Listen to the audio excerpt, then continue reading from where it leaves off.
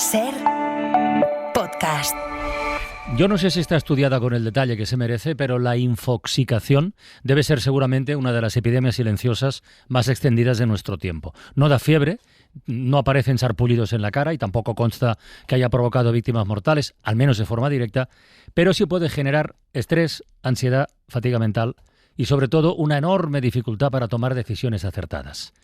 La infoxicación se desarrolla cuando una persona, a través de los medios, las redes sociales, el correo electrónico, todo, recibe tal cantidad de datos, de información, que le resulta imposible procesarla. Y eso, además de agobiar y despistar, también puede anestesiarnos por un lado y por otro provocar que en ocasiones los árboles nos impidan ver el bosque. Hoy estaba pensando en todo esto a partir de dos noticias además muy alejadas.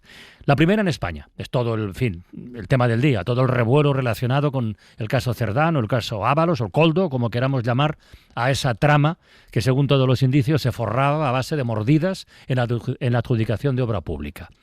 Si esto escala hasta el punto de involucrar directamente al PSOE como partido, en fin, está claro, habría que ir a elecciones, de eso no hay ninguna duda. Pero voy a lo de los árboles y el bosque, porque como eso mismo ha ocurrido en otras ocasiones, vamos a ver, la corrupción política es execrable, es una lacra, hay que echar a los corruptos.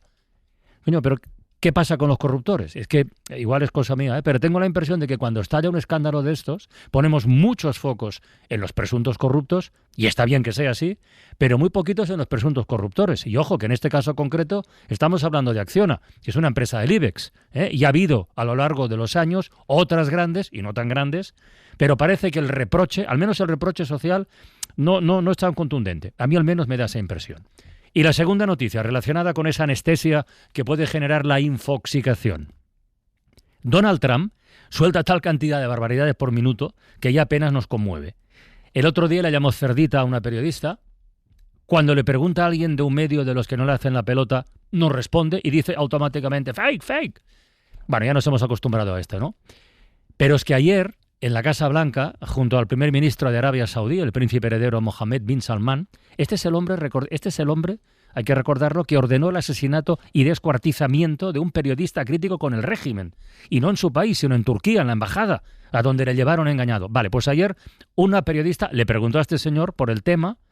Él parece que quería contestar, pero bueno, Trump, ni corto ni perezoso, le cortó a la periodista, le afeó que incomodara a su invitado y le dijo que el muerto, que el asesinado era un tipo controvertido y que eso son cosas que pasan. Es fuerte, ¿no? Esto es muy fuerte, pero hoy el mundo sigue girando como si tal cosa. O sea que sí, es verdad que estamos anestesiados, debe ser cosa de la infoxicación, porque la decencia y la dignidad ya hace tiempo que se perdieron por el camino. Bienvenidos a La Ventana. There's a man I meet, walks up our street. He's a worker for the council, has been 20 years. And he takes no lip of nobody and litter off the gutter. Puts it in the bag and never thinks to mutter. And he packs his lunch in a Sunday's bag. The children call him Boogie. He never lets on, but I know 'cause he once told me. He let me know a secret about the money in his kitty. He's gonna buy a dinghy, gonna call her Dignity.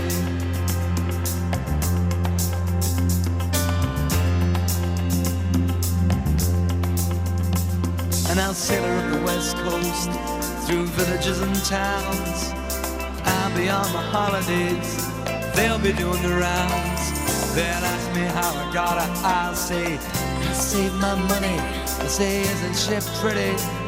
That ship called Dignity. Marta del Vado, buenas tardes. Buenas Isaías tardes. Lafuente, bienvenido. Hola, buenas tardes. En Radio Mallorca, Matías Valles, buenas tardes. Buenas tardes, Hola, Carlos. ¿Cómo estás? ¿Qué tal? ¿Cómo estáis? Muy bien. ¿Habéis olido algo de dignidad o de vergüenza por ahí en las últimas horas? Es que has planteado temas para varias horas de debate, Carles. Yo hay una cosa en lo de corruptos. Hay y días que te corruptos. levantas diferente Sí, de sí, otros. no, para mí esto es una opinión, esto no va más allá. Esto de Cerdán de hoy es el golpe definitivo, pero no es esto. Es la distinción que has hecho muy correcta entre corruptos y corruptores. Pero en este caso, están tan profesionalizados y son tan buenos ambos bandos que yo creo que son indistinguibles. Es decir, encontraron a Acciona y presuntamente corrompieron a Acciona o Acciona les corrompió, pero es que si no hubiera habido otra. Es decir, estos estaban decididos a entregarse a estas labores. Yo en general, Francino, suscribo todo lo que has dicho, ¿no? Lo que pasa es que a veces bajo la espuma de la infoxicación hay un caldo que es mucho más sustancioso y lleno de dignidad, ¿no? Yo ayer estuve viendo, por ejemplo, La Revuelta. Pasó en La Revuelta. Estuvieron los protagonistas de la película palestina La Voz de Hind, que cuenta... La que ganó en Donosti, ¿no? Ganó en Donosti el premio del al público, efectivamente. Cuenta el caso del asesinato de una niña palestina de tan solo 5 años por el ejército de Israel en la invasión de Gaza. Y estuvieron los actores Saya Kilani y Motaz Malhez. Bueno, tuvieron los momentos divertidos, de intercambios de regalos, pero después ya proyectaron las imágenes del tráiler. Y en el momento en el que Broncano sacó sobre la mesa la imagen de la cartelera y la presentó, sucedió esto. Presentan, they introduce their new movie, amazing one. It's called, in Spanish, La Voz de Hind.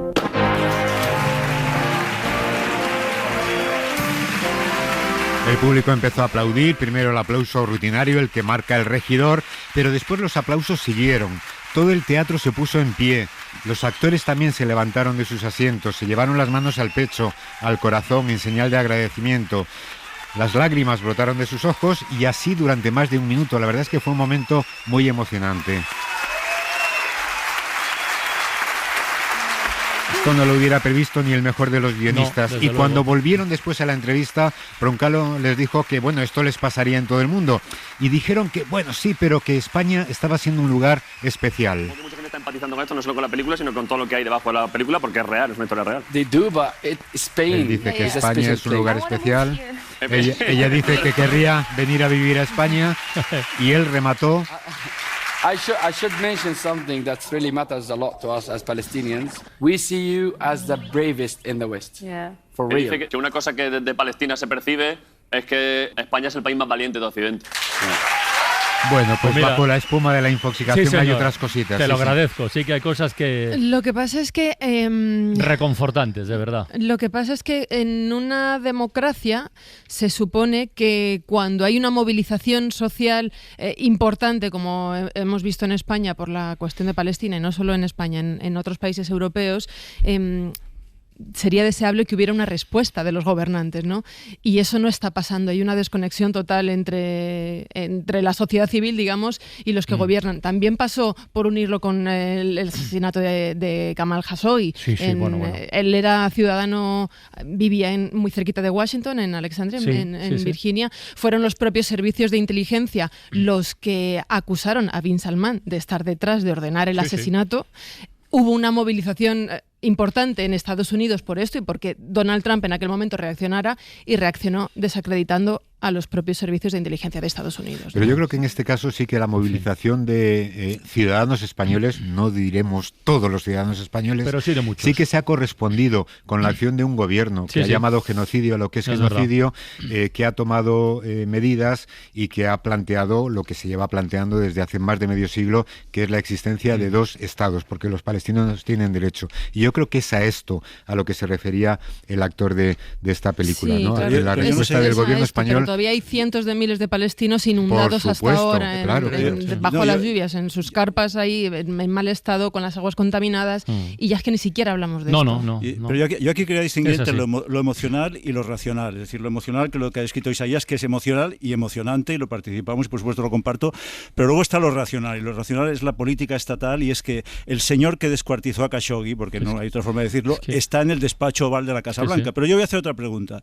Yo me la hago a mí mismo, ¿eh? Yo aceptaría un empleo de estos empleos multimillonarios que da Arabia Saudí. Hay muchos españoles trabajando en Arabia Saudí ahora mismo. Es decir, entonces, ¿qué debemos hacer? Es decir, ¿hasta dónde llega nuestra respuesta? Entonces ahí está que hay un imperio o una situación de preponderancia y de poder, y que es el que decide. Que era Biden el año pasado y es Trump este año, y veremos quién será de aquí 3 años. Pero yo creo que esto es lo racional. Lo racional es que existe una escala de poder, y la frase, por cierto, que has dicho, Carles, esta de son cosas que pasan, ¿no? Descuartizar a una una persona son cosas que pasan.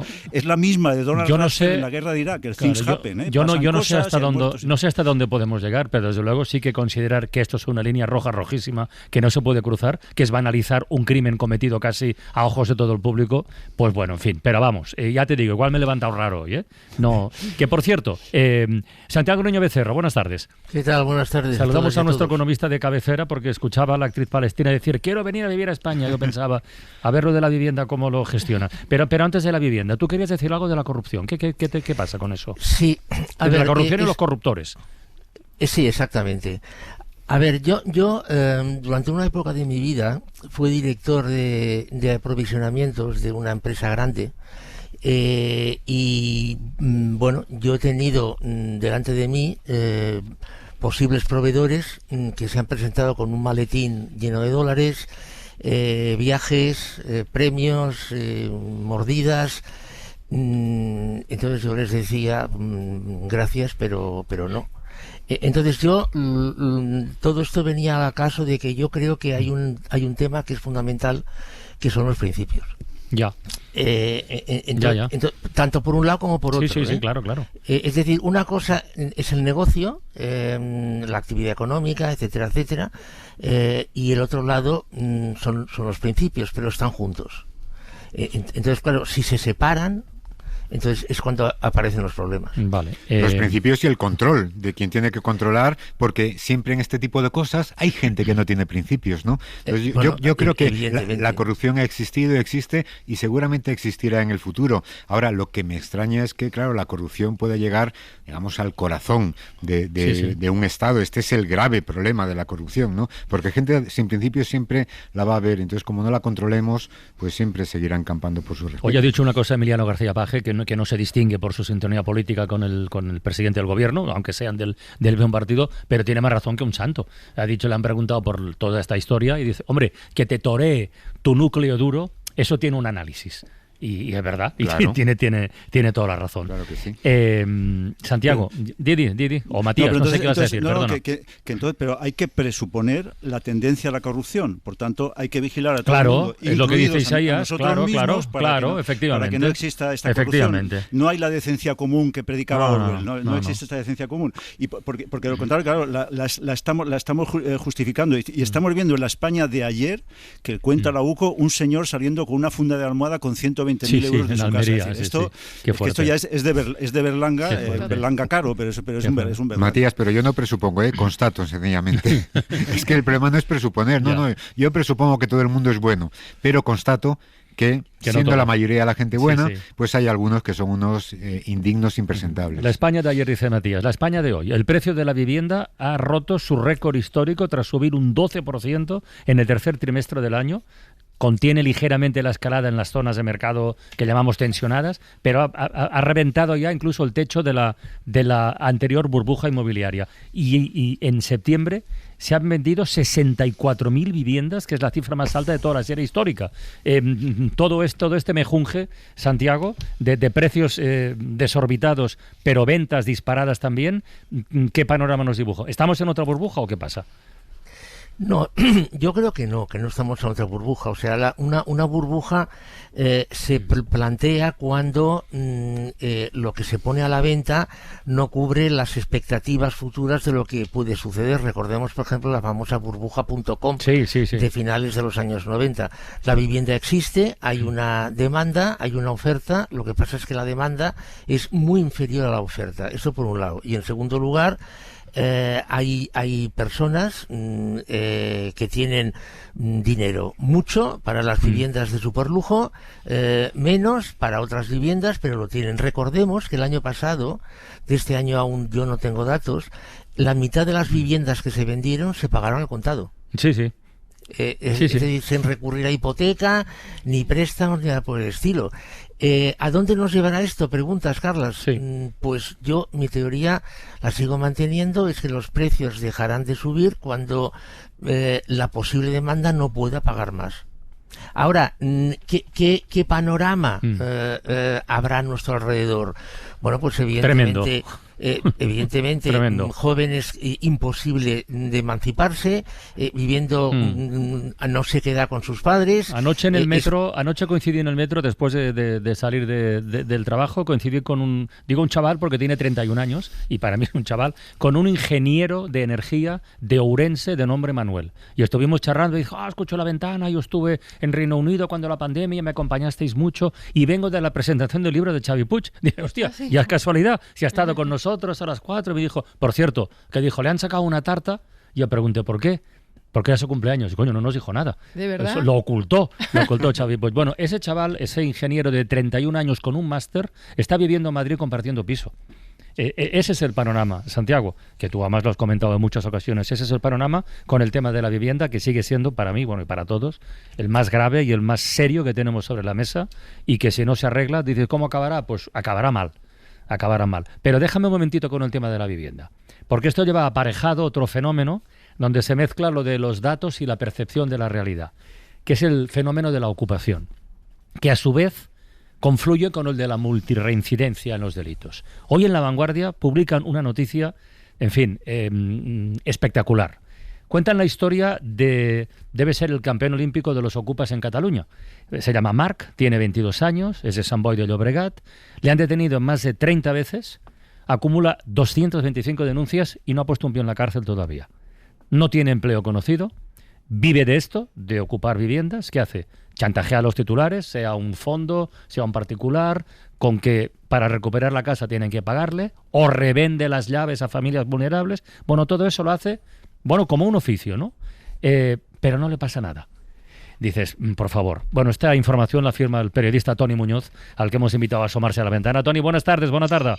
Hola, buena tarde, Carlas. ¿Qué tal? Bueno, incluso, que ese detalle me parece ya, como con la justicia en la mano, y ahora contarás tú por qué no se le puede perseguir más, hay un juez que incluso, como en el antiguo oeste, ha dictado una orden para que no pueda entrar en el municipio, ¿no? Incluso hemos llegado a ese punto. Sí. A ver, el problema que tenemos o que tiene la justicia para perseguir a Marc, que es este chaval de 22 años que se dedica a ocupar viviendas en serie, podríamos decir, es que todos los delitos que se le imputan son delitos leves. Entonces, los delitos leves, bueno, pues simplemente llevan aparejado una pena de multa. Pero es que además el delito leve de usurpación de bienes inmuebles, que es el que se aplica en este caso, no tiene el agravante de multirreincidencia. Es decir, hasta ahora siempre hemos estado hablando, al menos aquí en Barcelona, el debate siempre ha girado en torno de la multirreincidencia respecto a los hurtos, ¿no? Es decir, sí. A partir del tercer hurto se agrava la pena y ya se le considera un multirreincidente. En el caso del delito de ocupación, ¿no?, de usurpación de bienes inmuebles, no se puede agravar esta pena porque el Código Penal no lo contempla. Y de esto se aprovecha este Marc, que lo que hace es pues lo que explicabas, ¿no? Empieza a ocupar viviendas de manera reiterada. Y entonces empieza a chantajear a la propiedad, ya sea un fondo de inversión, ya sea un banco, y sabe que la respuesta penal de todo eso acabará en una simple multa. Entonces, claro, el beneficio que saca de todo esto es espectacular. Porque yo os invito a hacer una suma o una operación muy fácil. A ver, si este señor lo han denunciado 225 veces por ocupar, ¿vale? O sea, pues vamos a dar por sentado que ha ocupado 225 viviendas.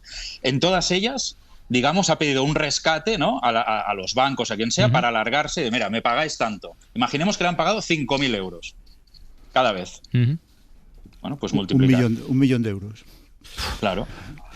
No, pero estamos hablando de un delito leve, pero claro, las ganancias de este hombre o de este chaval son espectaculares. Y las consecuencias, en términos de percepción de la realidad, porque es verdad, cuando hablamos de ocupación, aquí hay dos extremos. Está lo de, en fin, el tsunami de anuncios, de alarmas, de antiocupas y tal, no sé qué, todo esto, pam, muy bien. Es un drama, desocupa, tal, muy bien. Los datos no se corresponden con ese estado de alarma, porque porcentualmente son datos, digamos, pequeños o menores, pero claro, cuando te toca y cuando se producen casos como estos, donde el impacto mediático es tan grande, la percepción de la realidad cambia y se mezcla lo de la ocupación y la multirreincidencia, que es un asunto de seguridad al que no se le acaba de meter mano de manera eficaz y que va encabronando mucho al personal. Pues volvemos a lo de antes, ¿no? Es decir, Mark es un chavalillo de 22 años que no tiene principios, luego habrá que controlar ese asunto. Y parece ser que debe conocer bien el Código Penal, con lo cual lo que habrá que hacer, dado que a Mark no le podemos reconducir, habrá que cambiar el Código Penal. Y no creo que trabaje solo, Mark, ¿no, Tony? No creo que esté solo. Tiene dos colegas que también son los que lo ayudan y que, bueno, pues hubo una ocupación en el mes de mayo en un municipio que se llama Arenys de Munt. Sí. Y bueno, y ahí él ocupó la vivienda y al día siguiente ya estaba un colega suyo haciendo, digamos, las tareas de vigilancia, y fue cuando fue la policía y dijo, ostras, estamos buscando a Mark.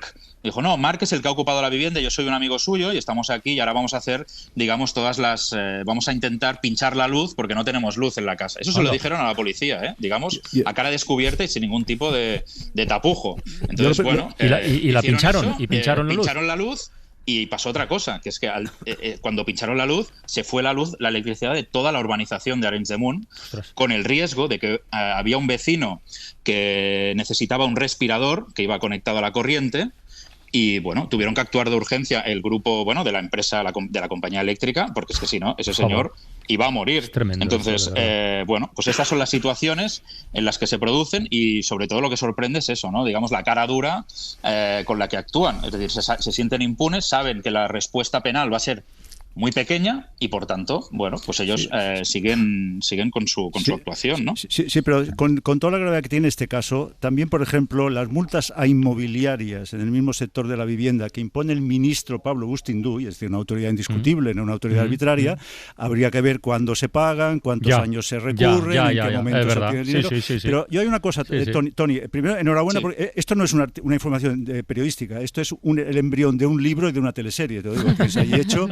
Es el guión. Pero respecto de Mark Emme, lo bueno que tiene tu pieza, y ahora te veo lo que opinas y tal, es que va evolucionando la imagen que el lector se hace de Mark Emme. Una cierta simpatía inicial, una cosa así como juvenil, espontánea, un hombre creativo, pero luego al final se hace todo un poco más turbio en este Robin Hood que roba a los ricos para quedarse, no para los pobres. ¿Cómo es Mark Emme? ¿Qué has llegado a entender de este individuo?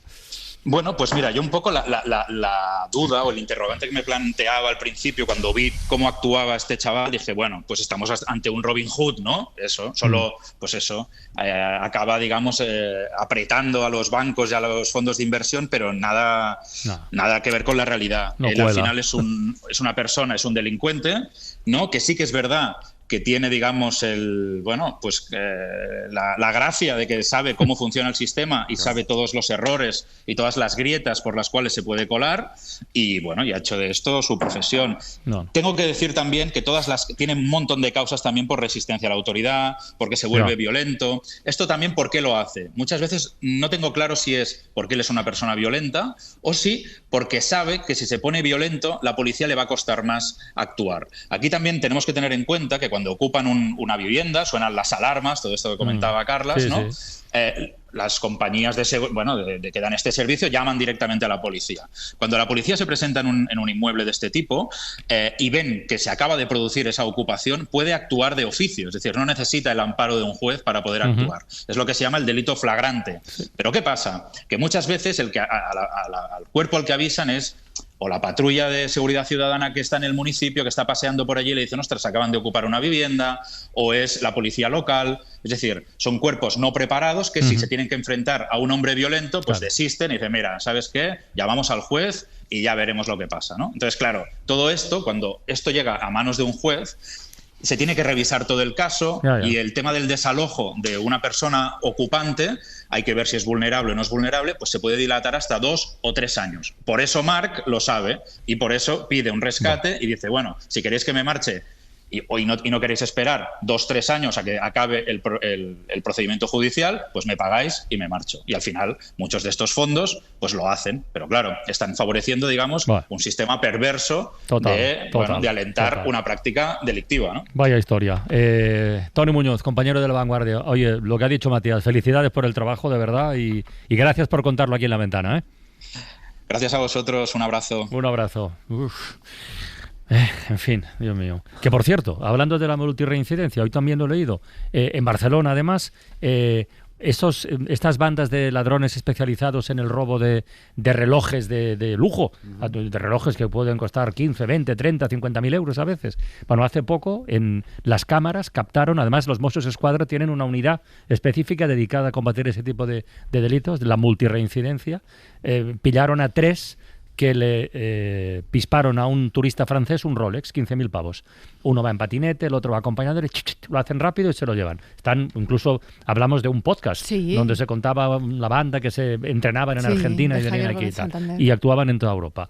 Bueno, tienen, creo que son 52 detenciones, hablo de memoria, y la jueza les ha dejado en libertad. Han dejado un número de teléfono y una dirección para localizarles y la justicia les ha dejado en libertad. Entonces, claro, no sé, yo no sé cómo se arregla, pero esto desde luego no funciona. Espero que no haya predelincuentes escuchando a la ventana y les estemos dando ideas. Que por cierto, Santiago, hablando de Rolex y de turistas que llevan este tipo de artilugios encima, España ya ha superado a Francia e Italia en crecimiento de lujo y los turistas ultra ricos disparan su gasto, ¿no? Es un informe nuevo esto. Bueno, a ver, ¿que hay en España turismo ultra rico? Pues evidentemente sí. Y de hecho Matías nos podría hablar de esto, de un par de zonas de Mallorca concretamente donde esto pasa. Pero, a ver, a mí me gustaría ver el informe porque yo sinceramente dudo, es una apreciación personal. A ver. Que Francia tenga menos turismo ultra rico que España, por una simple razón. En España no hay ninguna zona parecida a la Costa Azul, que ya sabéis que va desde Casí hasta Montecarlo, con localidades como Saint-Tropez, Niza, Cannes, etcétera, etcétera. O sea, ahí hay una concentración de riqueza. Bueno, si habéis estado lo habréis visto, de riqueza, de casas, palacios.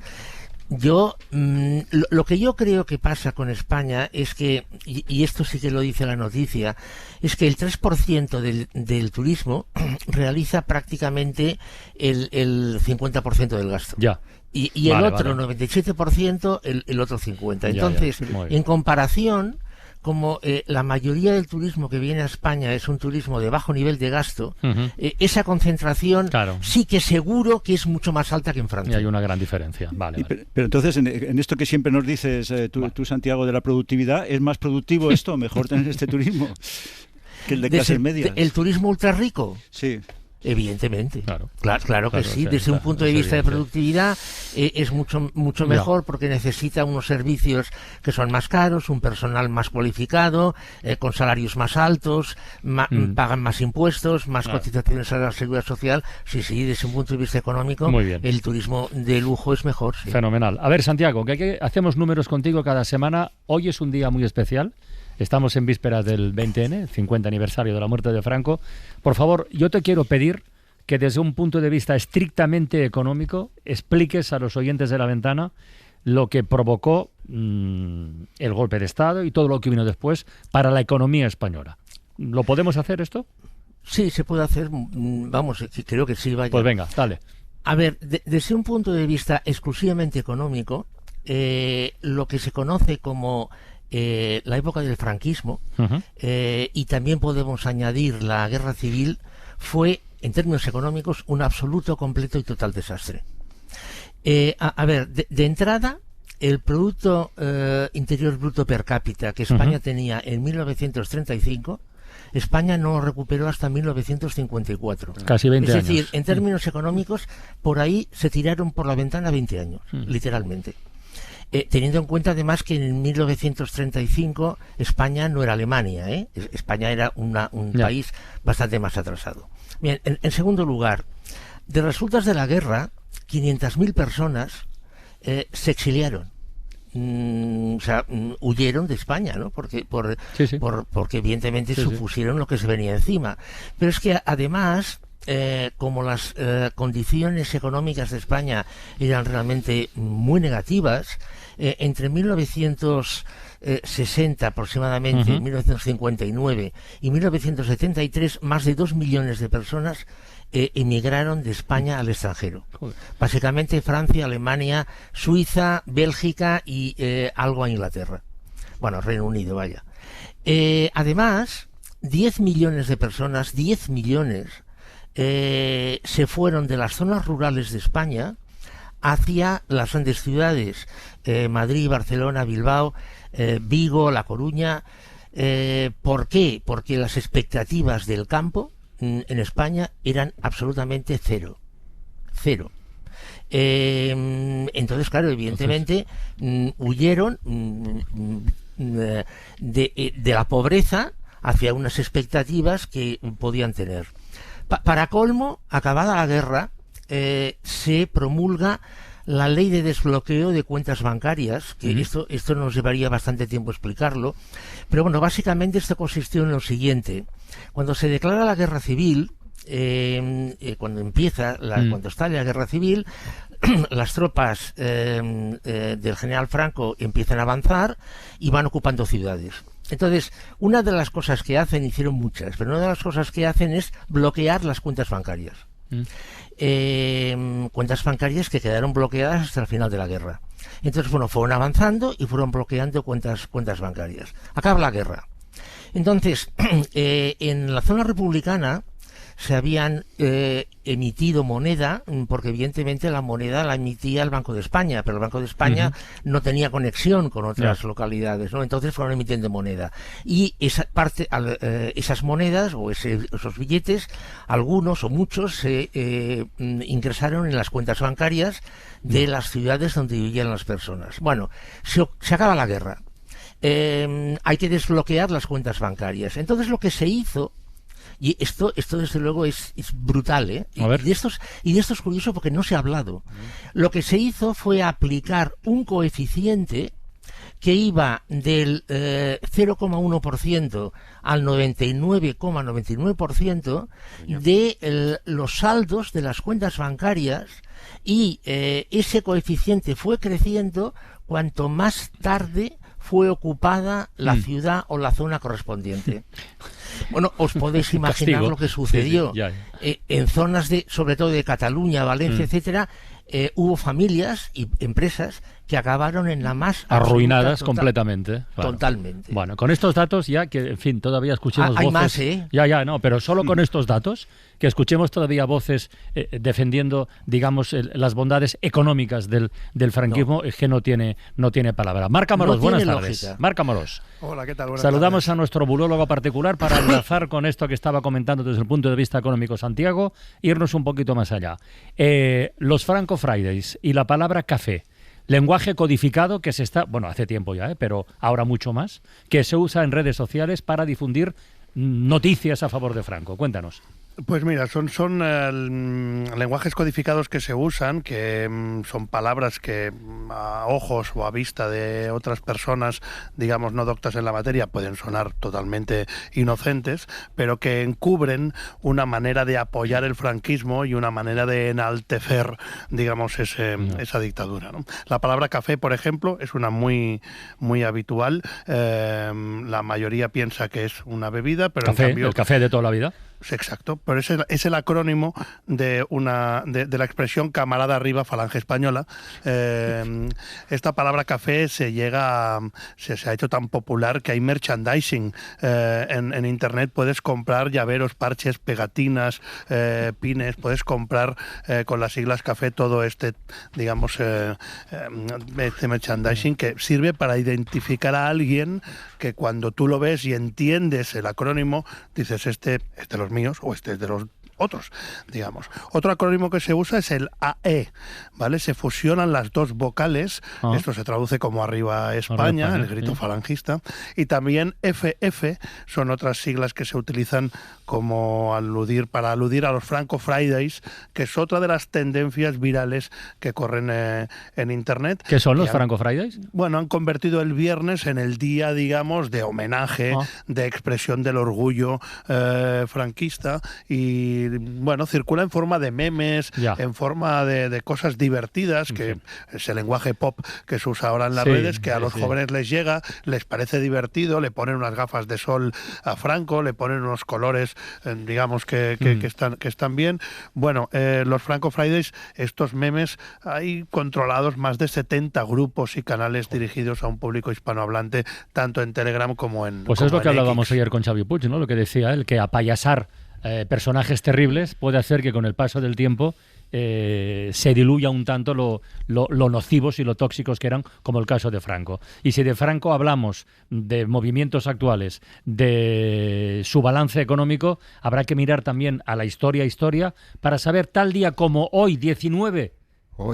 Hoy, la víspera, hace 50 años, ¿qué pasaba en España? Ana Martínez Concejo, buenas tardes. Buenas tardes. Ana es la jefa de documentación de la cadena SER, tendrás material ahí de sobras, porque más allá de estar pendientes de la cuenta atrás de que muriera el dictador, que estábamos en eso, alguna otra cosa debió ocurrir ese día. Bueno, a ver. Evidentemente la prensa estaba centrada en el estado de salud de Franco y en la situación crítica del dictador, y aquí en la SER desde octubre hacíamos conexiones con el Palacio del Pardo, donde nuestras unidades móviles daban el parte médico oficial. Podemos escuchar esta de octubre de Viva la Radio con Joaquín Prat y Carmen Pérez de Lama. Las 2 de la tarde, menos 22 minutos y medio. La temperatura en la Gran Vía sigue siendo de 19 grados. Y la unidad móvil número 1 desde el Pardo. Javier González Ferrari, adelante. A la 1 de la tarde de hoy, la expectación frente al Palacio del Pardo es mucho menor. Las noticias que han llegado de los teletipos son tranquilizadoras sobre la evolución de la enfermedad de Su Excelencia el Jefe del Estado. Al respecto, vamos a dar lectura a los 2 últimos partes que han sido facilitados el día de hoy. El primero de ellos, fechado a las 7:30 horas de la mañana, comunica que la escala civil y militar, según manifiestan los médicos de turno que asisten a Su Excelencia el Jefe del Estado, el caudillo ha pasado la noche descansando. No ha habido ninguna incidencia desde el último boletín. Palacio del Pardo, 28 de octubre de 1975, 7:40. Bueno, estos eran los partes que leíamos en antena, y en los periódicos, aquel 19 de noviembre, había otras informaciones, y os voy a proponer un pequeño repaso. En Nacional, 5 presuntos colaboradores de ETA detenidos en Vizcaya. En Internacional, un par de ellos. Portugal en constante amenaza de golpe de Estado, y otro, con Sájarov, la URSS viola el acuerdo de Helsinki. En economía, España exporta a Irán 12.000 toneladas de naranjas. En proyecto, el gaseoducto Bilbao-Barcelona-Valencia, y ayer entró en vigor la congelación de salarios hasta diciembre de 1976. Deportes, yo creo que te va a gustar, Francino. A ver. Rayo Ferrol en la segunda eliminatoria de la Copa del Generalísimo. Y mano dura de la UEFA, un bote de cerveza le cuesta a España unas 66.000 pesetas. Toma. Bueno, por cierto, la noche anterior había habido un eclipse total de luna. Mira. Y hablando de vivienda, el precio del metro cuadrado estaba en unas 32.000 pesetas, es decir, 192 euros. En el periódico podíamos ver anuncios de chalet de lujo por 7,5 millones de pesetas, que serían unos 45.000 euros, y un piso, ojo, en la Castellana, 2,5 millones, que serían unos 15.000 euros actualmente.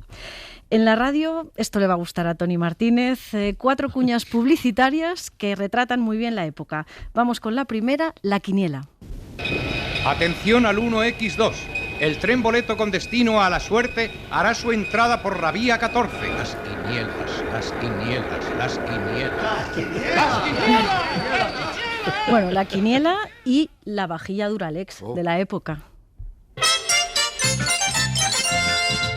Ya he comprado el regalo para mamá. ¿Sí? ¿Qué es? Una vajilla Duralex 2000 en color verde. Uy, le encantarán sus platos, vasos, jarras, fuentes, tazas. Sí, pero te habrá costado mucho. La vajilla para la mujer, para la madre, por supuesto. Coches Simca 1000. Esta es la raza de los Simca 1000. Móntalo. Sujeta sus bridas. Esto es precursor de qué difícil es hacer el amor en un difícil es hacer el amor, efectivamente. Clarísimo. Está claro, está claro. Yo creo que había un lenguaje subliminal en esa cuña. Bueno, aquel día también podíamos escuchar las bondades del gas butano. ¿Cuántos cacharros tiene usted que fregar después de una fiesta familiar? Uf, una verdadera montaña. Pero no es problema porque con butano tengo instantáneamente todo el agua caliente que necesito. Pero siempre la mujer, si os das cuenta. Siempre, naturalmente. ¿Dónde está la duda? Bueno, el número 1 de los 40. Aquel día era One of These Things de Eagles.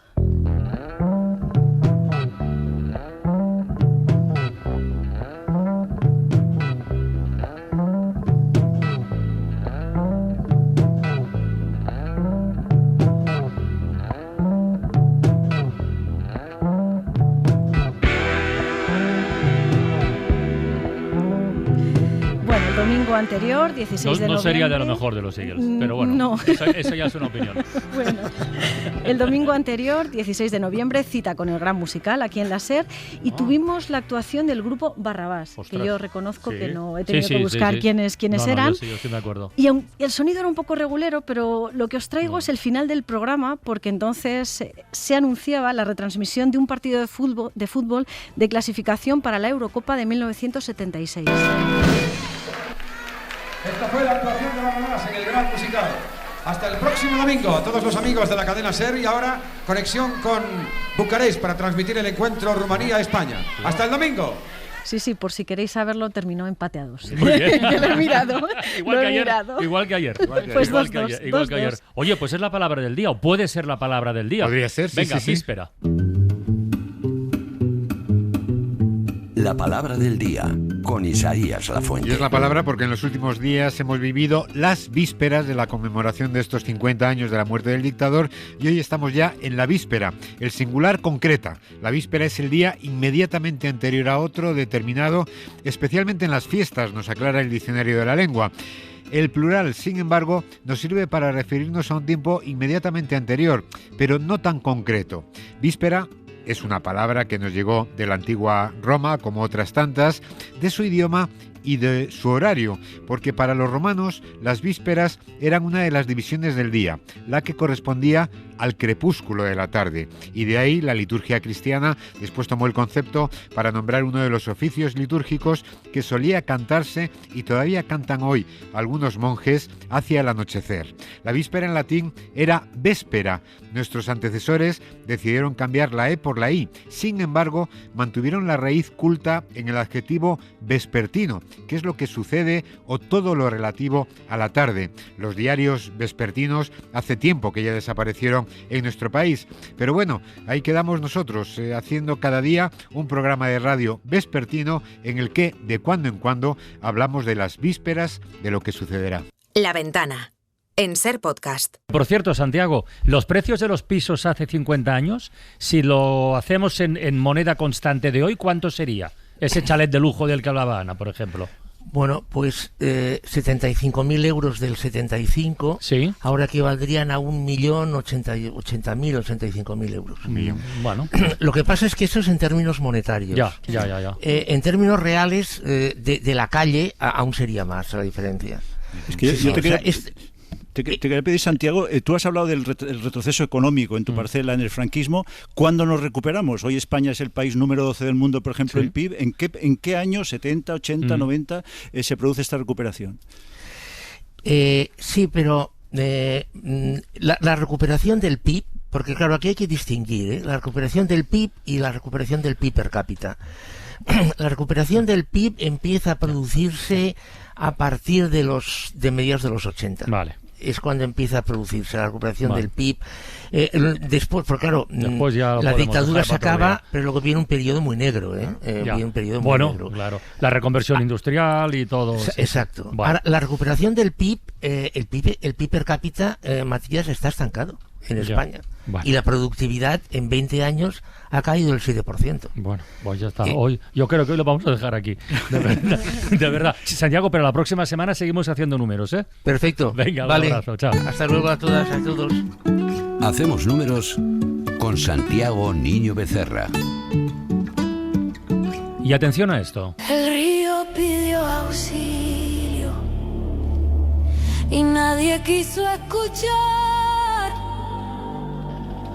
Gritaba el agua en la noche y el poder miró pa'l mar. El río pide auxilio y nadie quiere escuchar. Esto nos suena a la Dana, ¿no? Sí. Y la voz, ¿a qué nos suena la voz? O el estilo. Rosalía un poco, ¿verdad? Podría ser. Estilo Rosalía. Podría ser Rosalía. Pues no. Marc Amorós, bulólogo de La Ventana, vuelve a intervenir, por favor. Esta es una de las 5 fakes top de esta semana. Sí, esta me la compartió además mi madre, como mira qué canción ha sacado Rosalía, y cuando la escuché y luego le tuve que decir, mira mamá, es que esto está hecho con inteligencia artificial, no es Rosalía. En la canción se critica a los políticos, se llega a decir si el cielo vuelve a abrirse, que no limpien con discursos, que bajen al fango oscuro a pedirnos perdón. La canción se ha hecho muy viral, se ha compartido sobre todo en círculos de WhatsApp muchísimo, pero es totalmente falsa. Está hecha con inteligencia artificial y Rosalía no tiene nada que ver con ¿Pero ella. lo dicen, Marc, que ellos dicen que es falsa o se está difundiendo? No. En la noticia se afirma que Rosalía acaba de sacar una canción en homenaje a las víctimas de la Dana. Además circula dentro de un vídeo con la bandera de España, un crespón negro y imágenes de coches apilados y imágenes de la Dana. Otra fake muy potente que ha corrido mucho esta semana y que además tiene que ver con la Dana. A ver cómo los cuento yo esto. Un preservativo usado presentado en el juicio como prueba demuestra que Mazón y Vilaplana se fueron a un ático después de comer el día de la Dana.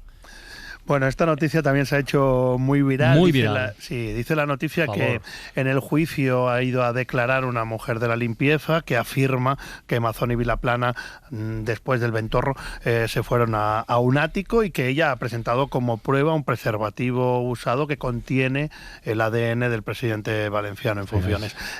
No es nada cierto, ni el juicio está en marcha. Hay una instrucción, pero el juicio no ha empezado, ni se ha llamado a declarar a ninguna mujer de la limpieza, ni hay un preservativo usado por Carlos Mazón como prueba de nada. Así que, de momento, esto es una noticia totalmente falsa que, como bien dices, se ha hecho muy viral también. Qué mala baba, de verdad. Oye, la última, y luego jugamos un poco, que necesitamos destensar el ambiente.